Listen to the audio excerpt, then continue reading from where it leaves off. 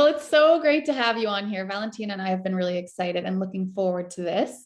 So it's an honor that we can steal some of your time. I know you're so busy. So yeah, why don't we get started and just do some individual introductions? Valentina, do you want to start? Yeah, of course. So hello, everyone. This is Valentina Litman. I was born in Buenos Aires, Argentina, and I started my professional life as a chef, which later opened the horizon into the world of wine. I've been working in service and management in the fine dining industry as a head sommelier of 3 Michelin Star restaurant that's called Martín Berasategui in the Basque Country in Spain, and also in the Palacio Duhau Park Hyatt, Buenos Aires. Also, I achieved the WSET Diploma last year, together with Jana, and the certified level of the Court of Master Sommelier, both in the UK.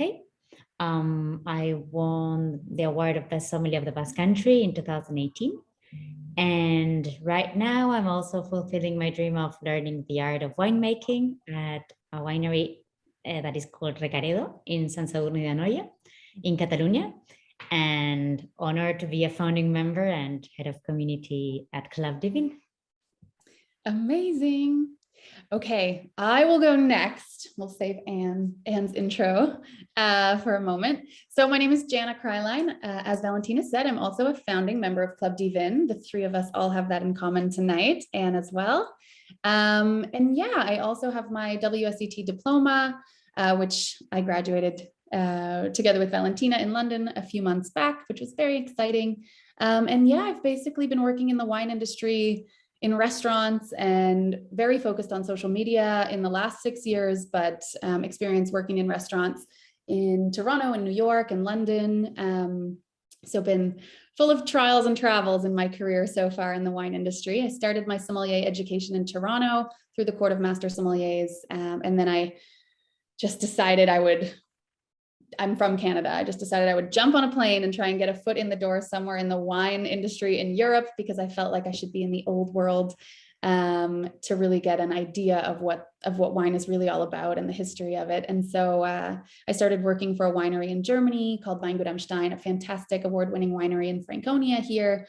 And I was with the company for a few years working harvest. I think I did 3 harvests with them, and I worked my way up through vineyards and in the cellar and in sales and export. So that was a great learning experience.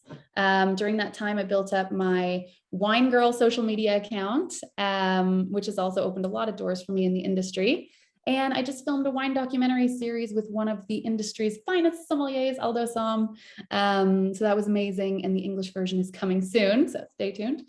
And yeah, otherwise, I judge international wine competitions when I can. And now I've fallen into the fantastic world of blockchain, NFTs, and wine. So yeah, and we've brought Anne in for this conversation because we're going to be talking about curiosity and how all these things relate. So Anne, why don't you introduce yourself? Well, hello. Hello, lovely Valentina, lovely Jana, or Jana. I keep saying it in German or it doesn't matter. We recently met just after ProWein, and I mean, we had met online before, but it was just so lovely to meet in real life. Because, you know, like we're all so used to this virtual stuff, but then when you actually meet somebody in the flesh, it's wonderful. And we really got to chat and bond because I know how much Jana and Valentina love wine and love getting their hands dirty, which is just what I did too. Would you like me to give a little bio or? Okay, so my name is Anne Krebiehl. Right now, I am the editor-in-chief of Falstaff International magazine, and I've only got a scrunched up copy of it here. So this is our second print issue. We're working on our third print issue right now, so it's a bit crazy. I'm a wine writer and have been a wine writer ever since 2009. And that is when I was still finishing my diploma, and then I joined the Master of Wine program in 2010 and became a Master of Wine in 2014. And all of this time, I've just been writing about wine and communicating. And so I've written for the consumer press, I've written for the trade press. I have done a lot of wine reviewing for an American magazine, for Wine Enthusiast. And so because I'm German, but I live in England, I'm based in London, German wines have somehow become a speciality, but also I've written a lot about Pinot Noir because I used to review a lot of wines from Austria, Alsace, and Champagne, and England, and Burgundy. So it's really funny that I had to train so broadly, but then I just sort of honed in on stuff I really like to drink. And what I think is really funny is that my lovely, lovely former American editor, Lauren Bazio of the Wine Enthusiast, she called me her little acid freak. And I take that as a badge of honor. And yeah, so in 2021, I changed sides of the table. So before that, I was just always pitching, writing what other people commissioned. Somebody says, okay, Anne, I pitch an idea, and a lovely editor comes back to me and says, yes, you can write 300 words on field blends. And I thought, eek, 300 words on field blends? Like, by the time I've written all of the grape varieties down, my 300 words are gone. So just very much writing to length. And having said that, there were also kind of really intricate, almost academic pieces for the world of fine wine, like 4,000 words on the colonial evolution of Pinot Noir and stuff like that. So it's actually a very broad spectrum. And then in 2021, I changed sides of the table. And I'm now somebody who is an editor, which is actually really interesting, even though I still write and taste myself. And so that means every single day, every single week goes up in smoke, and it's all of a sudden June, and I don't know where this year has come. So that's pretty much where it's at. Yeah. Well, congratulations. And a calendar. We need to get you a calendar that's just like reminding you what week it is. Oh my God. Yeah. So as you can see, I'm having fun. Yeah, it sounds like it. Okay, amazing. My gosh. I feel like this chat could go for like hours, but let's focus, because everything you said so far, I've been like, okay, I want to talk about that. I want to talk about that. All right. Well, first, let's do a little intro about what Club Divin is, and then we'll dive into the pillars and talk a little bit about curiosity in the wine industry. So, Valentina, you want to help me describe Club Divin? So first of all, we are an NFT wine club, which may sound to some people, because the wine world tends to be very complex on its own. And then when you add blockchain and NFTs in, sometimes that can intimidate people. So before we go further, it's very important that we all just remember that we are first and foremost a wine club, and we use blockchain technology to basically back up the project. So Valentina, can you tell us quickly what an NFT is? Well, an NFT, it's a non-fungible token, which means something that is completely unique. For example, something that is fungible are 2 $5 bills, okay? But a non-fungible token is something that is completely unique. So we focus on experiences and bringing investment-grade wines to collectors and to wine enthusiasts, using blockchain to enable this being, of course, a decentralized organism offering the best security and traceability in the world, and all of the NFTs go through it. Right. So it's basically about sealing trust and transparency into the purchasing process of investment grade wines. And you can think of an NFT kind of like a unique, one-of-a-kind baseball card, right? So each one is unique in that it can't be replaced, and it is verified as authentic. So basically within Club Divin, we use 3 kinds of NFTs. The first one being the membership. So it's just like being a member of a golf club. Your NFT, your membership NFT is literally just your access pass. Basically, it's like the keys that unlock a world of unrivaled experiences in wine. And then your second NFT within Club Divin is the digital cork, which is basically just the digital twin of the physical asset, that asset being a bottle of investment grade wine or rare collectible wine. So your bottle is still a wine bottle. That does not change. But what happens is we source wines that we then sell through the Divin platform. And all of those wines are sourced from either pristine cellars like Robert Parker's personal collection, for example, or directly from the producer, which means that it's verified authentic. And then the chain of custody starts through the blockchain. So it's basically transparent traceability and proof of provenance.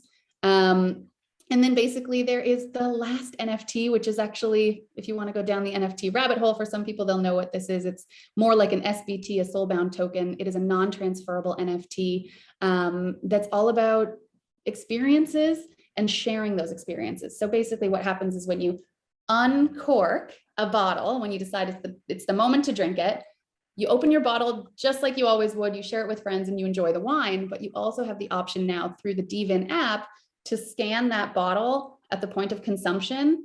And what happens is you then can say digitally uncork. So you open up the bottle, you drink the wine, and this QR code pops up on your phone. And this is brilliant.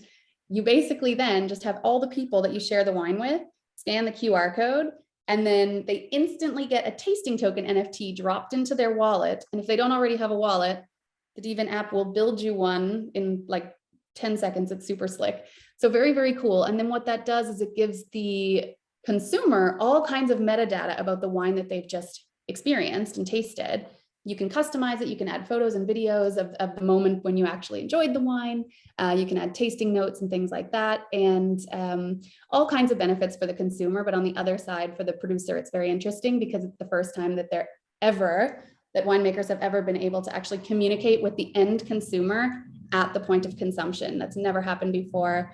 All kinds of other exciting benefits involved that we'll talk about in more of our tasting token specific talks, but just a little intro on Club Divin. And now we will get into, more about curiosity in general, I think, because one of the pillars of Club Divin is curiosity. As I said, the other two are generosity and inclusivity. So the entire Club Divin community is built on those three pillars. And I think it must take a very, very curious person to pursue the Master of Wine program. And so, Anne, we'll come back to this now. What actually inspired you and drove you really to apply for the MBA program? Can I just say, Jana, thanks again for repeating what you just repeated, because I don't think I've ever heard anybody say it in such kind of lovely non-techie terms. And this is actually what made me come on board, this idea of sharing and inclusivity and the added possibility of having that traceability, also especially from the winemaker's point of view, where a winemaker or a winery who makes these wines, and they leave the cellar, that's it. And yes, now we have social media, you see these things consumed, but all of a sudden you will know who actually drinks these wines with whom on what occasion. And I think that's one of the nicest aspects of it, this kind of, yes, okay, look, there is just the wine leaving the winery is no longer the end of the road. And so I that's one of the things that I like about it most, and about this sharing aspect.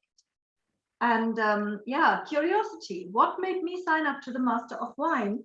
Had I known what I let myself in for, I probably wouldn't have signed up.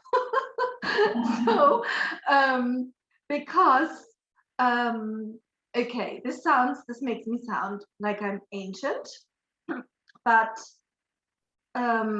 I started my wine qualifications in 2006, and that was definitely pre-social media, or I think, I actually don't know, Facebook must have existed, but then I've never been an active user of Facebook. But this idea of having social media constantly with you on your phone, to have smartphones with cameras and stuff like that, wasn't around. And I also did not work in the wine industry.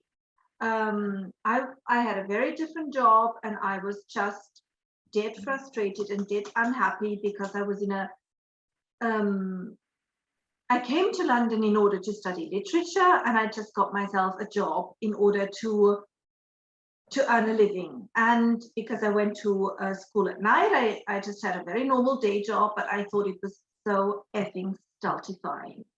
And I wanted out, and I knew I wanted to write, and I had been published for the very first time in 2004. And that was such a great moment for me to be published as a writer in a language that isn't my mother tongue. That was just, for me, such a wonderful experience. And that is, I wrote about food. I wrote in the FT weekend. That was my inaugural publication in the FT weekend about the 50th anniversary of the end of rationing. So it was in the food pages, because food was the last thing that had come off ration after the Second World War in 1954. And so I wrote about that, and I knew I wanted to write, and I continued writing about food. And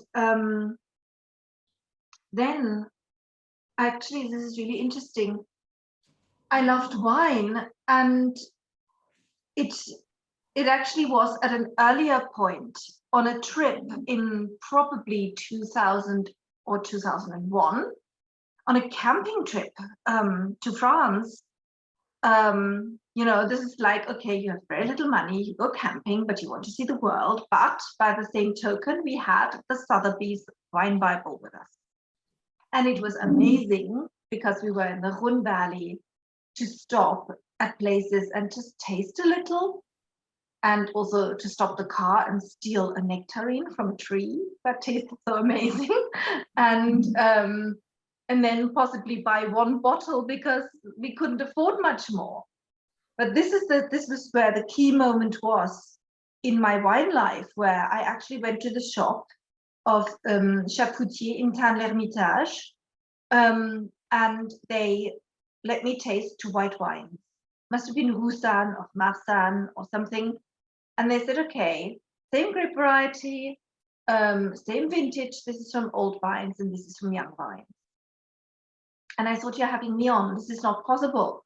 And I was so struck by that difference, that this is the kind of impetus that made me then go and find out about wine. And you must think that I had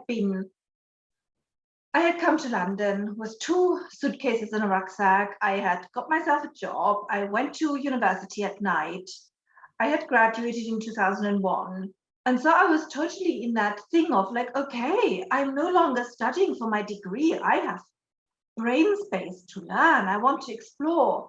And so I just took numerous wine courses, and I loved them. But I also thought, okay, whatever, kind of, this world is kind of like a jungle. And then I can't even remember how I found it, but I found the WSET. And so I went along, and I thought, eureka, structure. This is how to get a handle on this kind of unwieldy subject. And indeed, so in 2006, I started my WSET. I finished, I went on and on and on. And I was in the middle of my diploma, or towards the end of the diploma. And that was in 2009. And in 2008, I also managed to finally leave my job, my full-time job, and decide to become a freelancer. And I did it with my heart in my mouth. And I also knew then that I wanted to go and work vintage, because it became clear to me during the diploma that in order to actually understand stuff, I would have to work vintage. And in March 2009, I left for New Zealand and worked vintage at Felton Road. I have Roger Jones, the famous chef from Little Bedouin, to thank for this, because he introduced me to Nigel Greening at the New Zealand tasting. And I had the time of my life in New Zealand, and it really, really helped me understand my wine exams better. And then I wanted to work another vintage, and I worked vintage in Baden in southern Germany in the autumn of that same year. And I had sent off. I knew I was going to come to the end of my diploma. I was in that swing. So I had applied for the Master of Wine when I had only just joined the wine industry barely months ago. And to my own great surprise, they took me on. I don't think they would do this today. And to come back to what you asked me, this was not a time when everybody was on social media and there was this wine Twitter or blah, blah. And I had not worked in the industry. I did not have, like, if you are somebody who works in a restaurant as a sommelier from the early 20s, or you work in a wine shop, you are somehow surrounded by talk of wine. You get to taste things. You learn the language. You realize who are the key people are in your industry. And for me, I felt I wasn't plugged in at all. And so I was also very insecure, very curious, but also very, like, if you think I had been a published writer at that point and not in some kind of crappy publications, and yet I would never have dreamt of rocking up somewhere and saying, I'm a wine writer. This is kind of, today, of course, that comes naturally, but in those days it was different. And that's why I also wasn't so aware of what the Master of Wine entailed. And again, had I known that it would almost cost me my sanity, I probably wouldn't have signed up. So very long answer, sorry. Were there any specific topics that encourage you to pursue the program? Yes. And that is actually, you can only call this curiosity, because I wanted to understand. And yes, it's a kind of, I wanted to get to grips with the subject, and I was fascinated by it. I have a very emotional connection to wine, and it touches me. But by the same token, I'm also somebody who wants to understand. I want to understand cause and effect. And it was mesmerizing when I worked my, like, to harvest grapes and to taste the must, the freshly pressed juice, and it's just sweet. And then to think, okay, so where does the flavor come in? But then later in the year, in that same year, working in the winery doing punch downs on Pinot Noir, and that same vat smelling one day of like freshly brewed Darjeeling tea, and the next day of hawthorn blossom, and to think, what's going on here? I need to understand this. And also coming back from New Zealand, where at Felton, harvested a block. On an Easter Sunday, our team harvested one block, and the Calvert Vineyard, and the fruit that was split 3 ways. And one truck went to Pyramid Valley, one truck went to Greggy Range, and one truck stayed at Felton. And I took 3 of those wines home with me in a styrofoam box, and I had friends around and we tasted them. And so that was for me something that I never forgot, because there's so much talk about terroir and how you can taste, like the place. And of course you can to a degree, but I had picked these grapes that went into these wines. It was a very homogeneous vineyard and small enough, and I had been there. And it struck me how 3 different wineries make 3 very different wines from one and the same kind of fruit. That's something that always stuck with me, and that has screwed with my mind ever since. But it also helps you to play devil's advocate with yourself all the time. So yes, curiosity and the need to understand and to connect the dots is really what made me do it. Yeah. I think you also touched on inclusivity there when you talked about how intimidating the wine world can be. I mean, I'm sure, Valentina, you felt that. I have certainly felt that. That's inclusivity deserves a webinar of its own. That's another topic. But let's go back to soil for a second, because I think that's really interesting. And I'm just gonna I know it's a can of worms here, but you're such a soil geek, right? So how do you believe that soil actually affects wine? If you think about that homogeneous vineyard that you talk about, right? Like, how does soil affect wine, and what does terroir really mean then?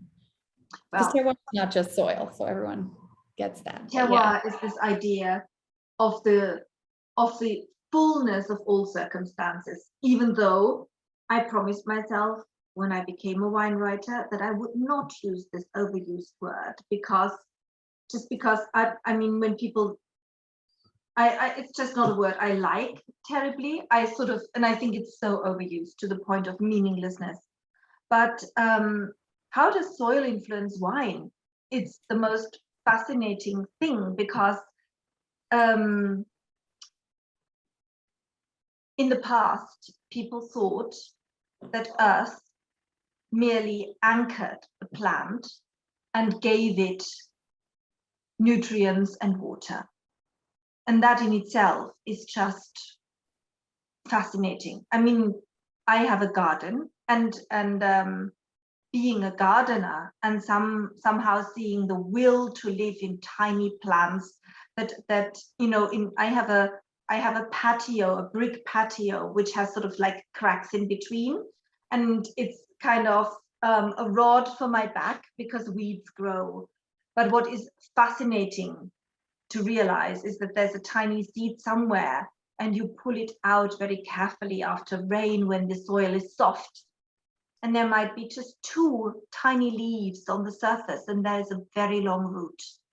And to me, it's that will to live in the plant that I find touching and beautiful. And so the interesting thing is that soil governs everything. Water retention, the amount of nutrients, like is there water availability? If there is water, how long does it stay there? Is it available to the plant or is it not? If the nutrients are there, are they available to the plant or not? Then we can clearly taste the difference, say, and you will know this, Jana, from your time at Weingut am Stein. If you taste a Silvaner from sandstone or from limestone, they're very different. And that, you know, don't get me started on that horrendous word minerality, but soil is what makes, you know, like what governs, I don't know, everything, the metabolism of the vine. And so in the past, we used to think that soil is there to anchor and to provide things. What we know now is that when you have plants that are perennial plants and that have roots in the soil, they actually enter into symbiosis with those little creatures with a microbial life in the soil. And roots give amino acids and sugars to enrich the soil life around them. And this is called the rhizosphere, sort of that area of soil immediately in the immediate vicinity of the roots, and that enables a kind of richness of microbial life, which then in turn helps the plant to have its water uptake. And I mean, when I talk about microbial life, I talk about bacteria and fungi. And just to think that there's this whole kingdom that we don't see. Yeah, you see these things, to me, they veer into philosophy, and then they are very hard science. In my next life, I think I have to become a botanist or something. But yeah, so you see these things. Where do you start and where do you finish? It's impossible. But yeah, so fascinating. And let me ask you, Anne, I was thinking the other day, you as changing a little bit the topic, but still in curiosity, of course, you as a wine writer, and especially as the editor-in-chief of Falstaff, you've got to always have your fingers on the pulse of the industry. You have to be a curious person to get ahead of the new trends. So what do you think is coming next? What are you most curious about in today's wine world, apart from the soil, which is very, very important? Well, if I knew what's going to be next, I probably wouldn't be sitting at my desk at, like, you know, at all hours. I'd be sun tanning myself in my Italian Renaissance palazzo, you know. So nobody knows really what's next. I think what is the hot topics now are definitely already inclusivity, and how the demographic of, not necessarily of winemakers or of the wine business is changing, but how the demographic of the consumers is changing. I don't have any answers there, but I'm very curious about this. I do not have any data, but I have a feeling that things are changing, that we now see female collectors emerging of investment grade wines. We see much younger people engage with it. We also see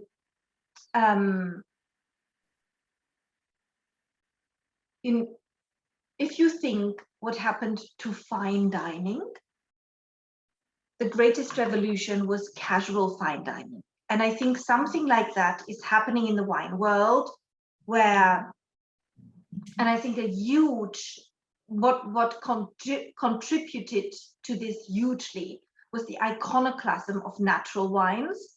And again, another can of worms. You can think what you like about natural wines, but the greatest achievement of that movement was to bring a whole new demographic to wine. Yeah. And so that is a very alternative demographic with a very alternative style, but it moved the entire subject of wine into a very different sphere. And I think we're in the middle of this. And there is also this kind of, okay, so I have money to spend. What do I spend it on? Do I spend it on the same old blue chips wines that my dad or my granddad or my grandmother would have spent it on, or do I spend it on something different? What does the new consumer demographic value most? That's very interesting. I'm also very interested in the shifting regions of viticulture. Another kind of mind-boggling theme. And trends. I wish I had more time to read, more time to reflect, because it always, you know, like, this is a curse of our time, that we have more information than ever and less time than ever to process it. But, you know, here's your platitude for the day, you know. Right. Okay, so we'll talk about trends then. I mean, it's very true. If you knew what the next thing was, we wouldn't be sitting here, right? But since the wine industry has been working the same way for so long, I mean, let's say the wine industry has been working the same way for 1,000 years. Things are changing, of course, and we talk about inclusivity and we talk about movements with natural wines, or, you know, whatever it might be. I think what's interesting, and to tie Club Divin back into this, is technology and how technology is changing wine, and how it already has. I mean, if you think about just production methods and how technology has brought that along.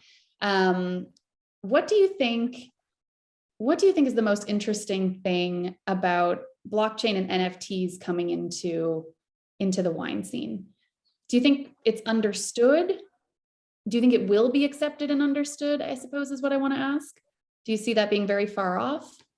I think it's early days, but, and there are some, I mean, I got an email the other day from somebody who's a complete and utter skeptic, saying, like, all crypto, all NFT is snake oil. And you both already know that I'm not a techie at all. But then, the truth is, I drive a car, and yes, I know what a combustion engine is. Could I make one work? No.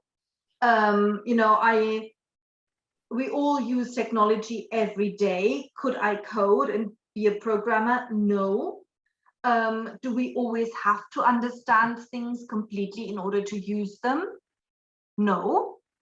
And funnily enough, I've been talking to another founder member here in my function as a journalist, because I was talking to the lovely Maureen Downey about wine fraud. And she is convinced, and she is somebody I have known and spoken to over years. She is convinced that blockchain technology is really the only solution to prevent wine fraud, and to have that, what you said earlier, like baking this kind of traceability and authentication ability into the winemaking process. That is kind of really important.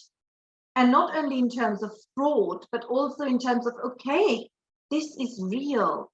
And if we bring this together with this kind of crazy wine world that can be intimidating, it can also be something to hold on to for people if they don't know.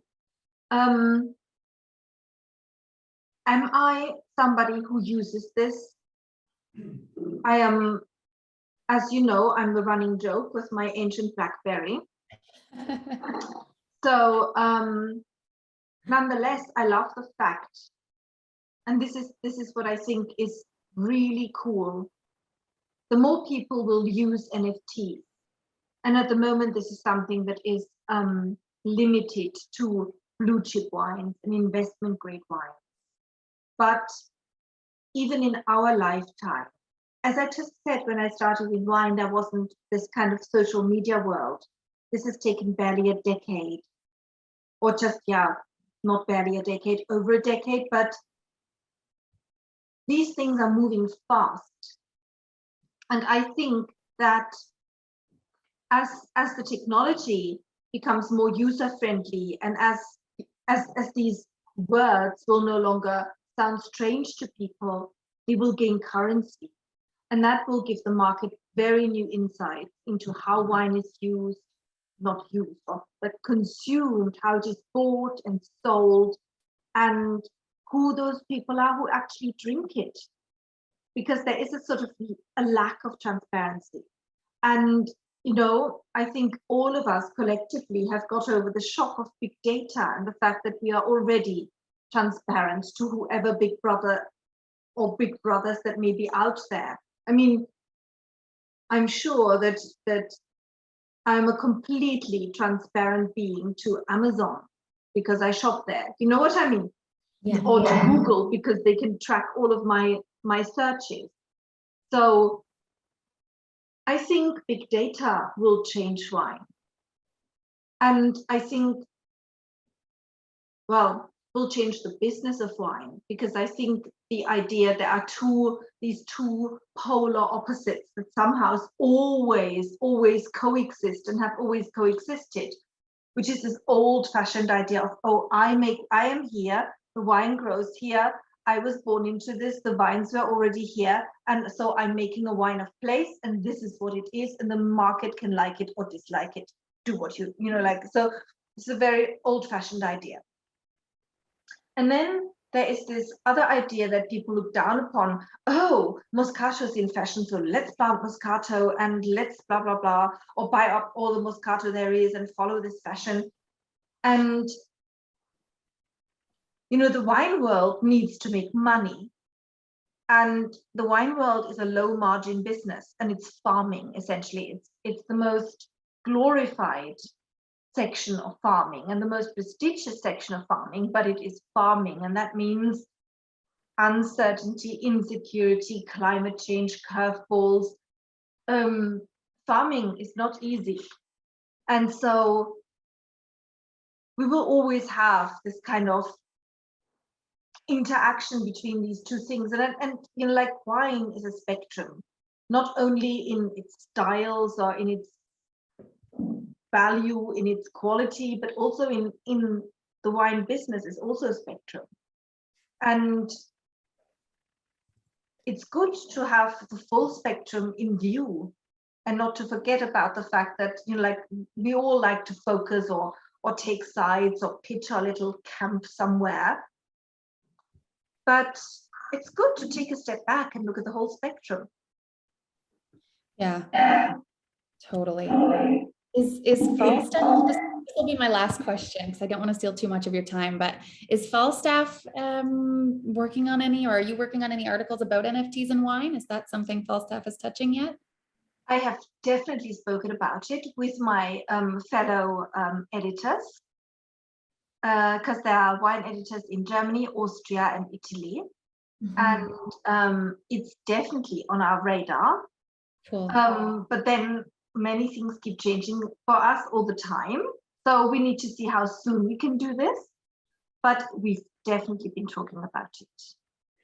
Yeah, it's just really interesting to see the kind of, it's becoming a little bit more mainstream all the time.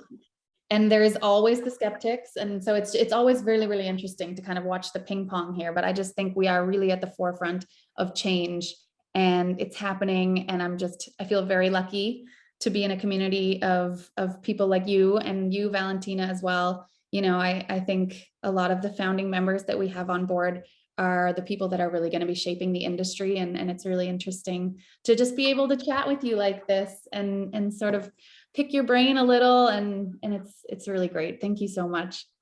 My pleasure. I just wish we were back at our lovely wine bar with a glass of fizz in our hands, then we could. Yes. We are going to do this again in London for sure. We're going to go and visit you. Okay. And if not, we find a spot in anywhere, but very soon, please. Yeah, that's wonderful. But tell me, so what are, you asked me what I think the trends are, but what do you think the trends are?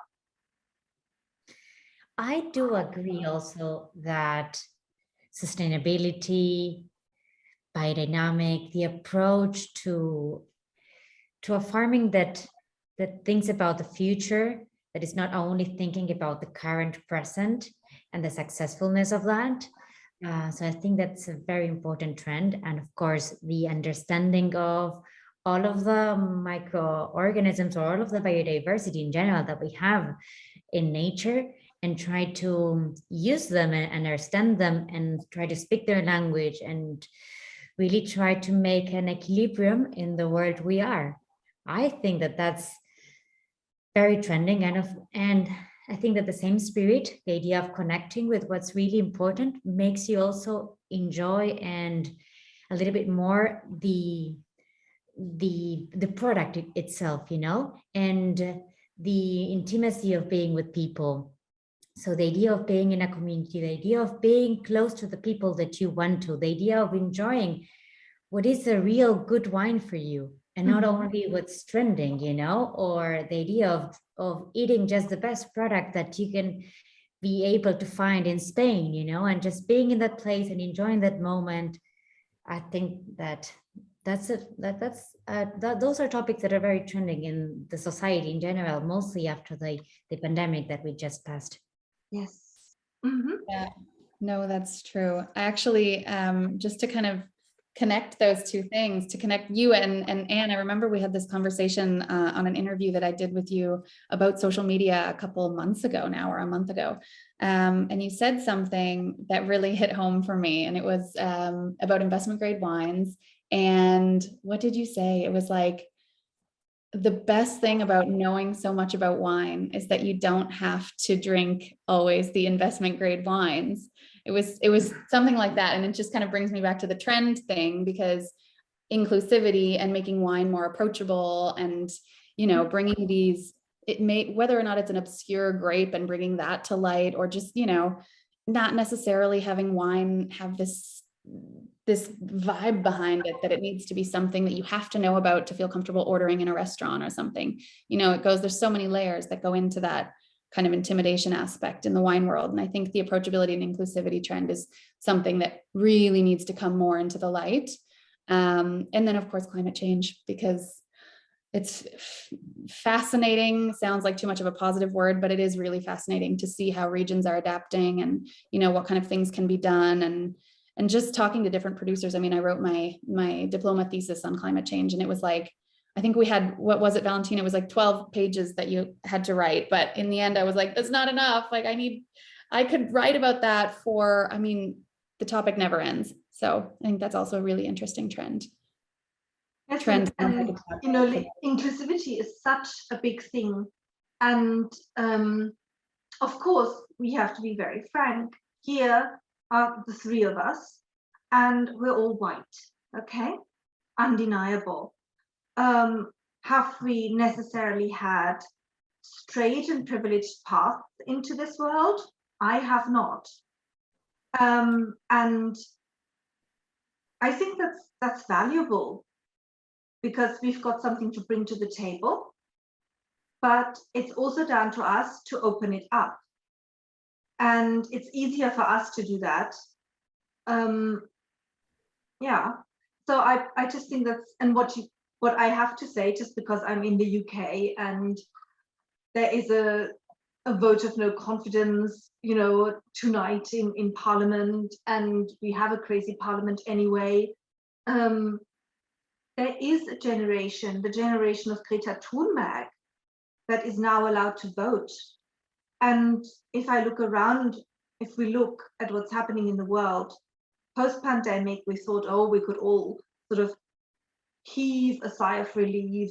And again, I know that there are people who say the pandemic isn't over and it'll be with us forever and blah, blah. But, you know, coming out of these lockdown times and periods of lockdown, and then some kind of person, you know, just starts a war and creates kind of unimaginable misery. And so sometimes there are days when you want to despair, you look and you think, oh my God. But what we talked about, what you say, Valentina, about, okay, yes, like the chickens have come home to roost. It's no longer just sub-Saharan Africa that has a terrible drought. It's, you know, like the storms are here, the floods are here, the forest fires are here. It's like, hello, there's no denying anymore. And what I have, perhaps it's wishful thinking, perhaps it's, I just hope that, you know, this new generation of voters will also change governments and change directions. So yeah, we live in interesting times, and thank God we have wine if it gets too sober and too depressing, to help us, which I think is actually what the gods gave us wine for, to make our human existence, you know, easier, more enjoyable. Absolutely. Make us think and be more curious about life. That's what's matter. And to my shame, I don't have a glass to toast you with, but it's Monday night and I'm trying to be good, you know?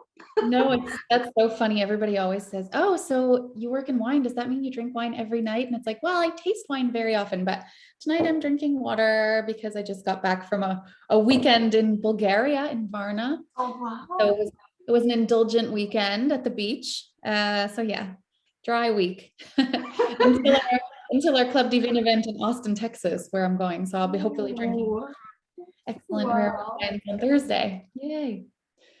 Yeah. Well, this has been really fantastic, and we are almost at an hour. So we will, I mean, unless Valentina or Anne, anything else you guys want to touch on? I think this has been great, very insightful. And well, as you said, we could easily just be somewhere with a lovely bottle of something and continue chatting.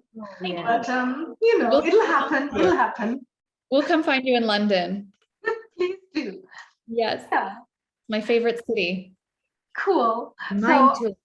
Sending love to both of you and wishing you a lovely evening or afternoon in Valentina's case. Thank you. And also the best for this week. It's just Monday and we have a long week to go ahead. We're very excited. Okay, take care. Bye-bye. Thank you both so much. Bye. Goodbye. Bye. Goodbye, everyone.